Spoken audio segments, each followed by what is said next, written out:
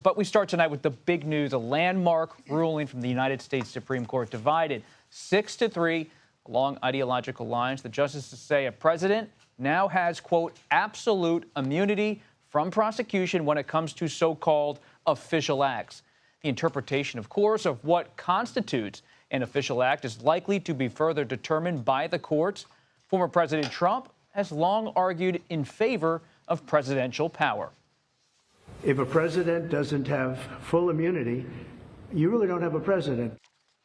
We start our coverage tonight with a powerhouse group, CBS News' chief legal correspondent, Jan Crawford, and CBS News' correspondent on Capitol Hill, and one of the great legal minds at CBS News, Scott MacFarlane. Great to have both of you here. Let's really this is what a moment. You have the Supreme Court weighing in on presidential power. And let's pull up the ruling. We have 6 justices ruling in favor, the majority opinion. You have 3 in dissent.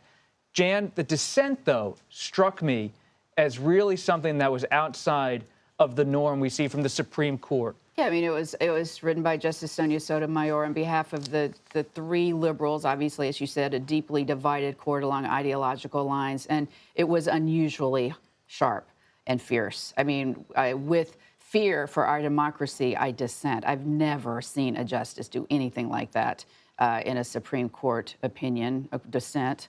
And, you know, she got the other 2 liberals to join. I thought it was also interesting that the Chief Justice, who wrote the majority opinion, had some unusually sharp responses to her dissent, accusing the dissents of fear-mongering, you know, of these extreme hypotheticals and not really based on any kind of actual reasoning. So this kind of back and forth between the justices on this issue, I think, really shows the stark divide on this court right now. Help us understand how significant that is, to have not only the charged language we saw in the dissent raising concerns about American democracy, but also to have the Chief Justice, who you've covered so deeply, written about extensively, to have him push back against them, to throw cold water on their arguments.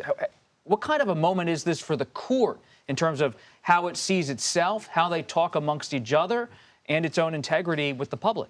You know, this is a deeply divided court. We've seen that throughout this term on a number of issues. In fact, going back to the Dobbs decision 2 years ago that overturned Roe versus Wade, that you have these 6 conservatives who are willing to take kind of bold new areas of the law. And this is an issue that John Roberts, who worked in the executive branch along with 4 other justices over the years before they became justices, does care deeply about the issue of executive power. And he believes, and I'm not surprised at all that he wrote this decision, he's written all of the kind of executive power decisions. He believes in a very robust form of executive power. And this decision today, as the court noted, goes well beyond Trump. Unlike the political branches, the court said today, they're not just concerned with the issue right in front of them, the existing situation, the peculiar moment in time that we're in. They have to think about the future presidents. And there was a real concern on this court that without some kind of restraint, without some kind of immunity, that future presidents could face routine prosecutions when someone disagreed with their policies, whether it's immigration or whatever. And in fact, Trump teed that up at the debate when he raised the prospect that, you know, President Biden, if he's out of office, could be prosecuted for his immigration policy. So you have this back and forth, though, I mean, where you have, you know, Justice Sotomayor saying that now, you know, the president is basically a king above the law. Very, very bitter disputes among these justices. It's the last day of the term, so they're all going to get out of town, and they'll be back the first, you know, last week of September. We'll see if that tends to cool off some of the tempers we see on display. The last day of the term, by no means the last word. Let's pull up former President Trump's response on social media. He said, quote, in all caps, big win for our Constitution and democracy. Proud to be an American. So he's celebrating today, Scott. You have covered, though, the January 6th possible trial about the former president's conduct, along with many other January 6 cases. So the president's in a good mood based on that Truth Social posting. But let's bring up a photo of Judge Tanya Chutkan, the U.S. District Court judge in Washington, D.C. She is overseeing the January 6 case, appointed by President Obama, former trial attorney and supervisor.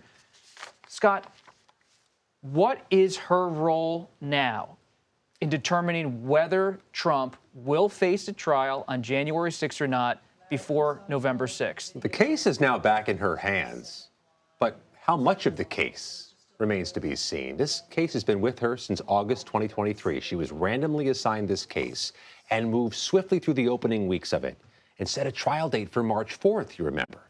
Then when the appeals moved their way to the appeals court and ultimately to the Supreme Court, everything froze in place on February 6th. It's now unfrozen, but instead of being stuck in the mud, it's like stuck in this quicksand, which is going to suck down all the bandwidth of this court. They may have to litigate all kinds of issues to keep this prosecution alive, if it can stay alive.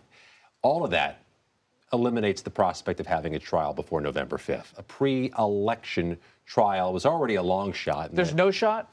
I don't see any path forward with any challenge from the former president to the case itself and the indictment. The indictment may have to be slimmed down, maybe not.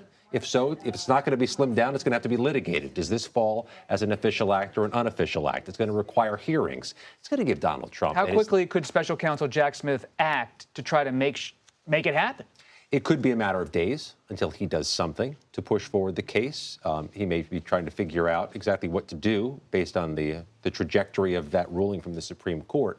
But it was already a long shot to get this thing to trial because Judge Chutkan, Bob, had already told the parties you get 2 or 3 months to get ready for trial, notwithstanding anything coming out of the appeals court or the Supreme Court. You need time to get ready for trial, and this case is frozen.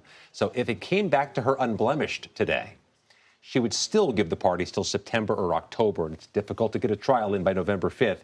Now there's a complicating factor, if not an infinite number of complicating factors. This thing is going to fall into a multi-month, if not multi-year path. And really quickly, Jan, did the majority opinion today and any of the justices question the credibility of the special counsel? Yeah, Justice Thomas, I think, wrote a real clear roadmap and a concurring opinion that I think we're going to see used in the documents case in Florida. That was not an issue directly raised in the Supreme Court in this case. That was directly raised in that classified documents case. And Judge Cannon is now considering that. And Justice Thomas has written what I believe is an opinion that she may well embrace, or at least see it as a roadmap, which would mean that the special counsel was appointed potentially was unconstitutional. A lot of serious issues at play here and unpredictable moment politically and legally. Jan Crawford and Scott MacFarlane, thank you very much for your reporting. We appreciate it.